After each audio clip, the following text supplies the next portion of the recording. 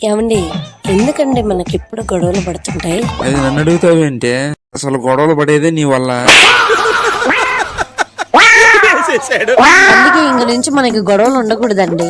మనకి అసలు గొడవలు పడకుండా ఉండడానికి నాకు ఒక ఐడియా వచ్చిందండి. ఐడియానా? ఏంటిది? నేనేం చెప్పినా కూడా మీరు సరే అనండి చాలు. అనుకున్నా నీకు వచ్చేదాన్ని ఇట్లాంటి చెత్త ఐడియాలే కదా. ఏంటి? ఏమి లేదు, నువ్వు చెప్పింది అర్థం కాలేదంటున్నా.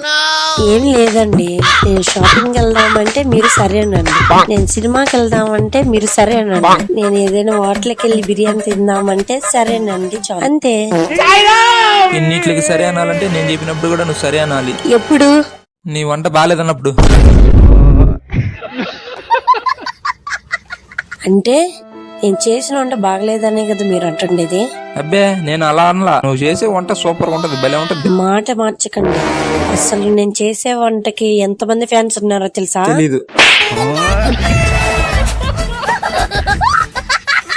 మన పెళ్లికి ముందు మా ఇంట్లో నేను వంట చేస్తే అందరూ ఏమన్నారో తెలుసా? తెలుసు, ఒకసారి వంట చేసి తంతాను ఉంటారు.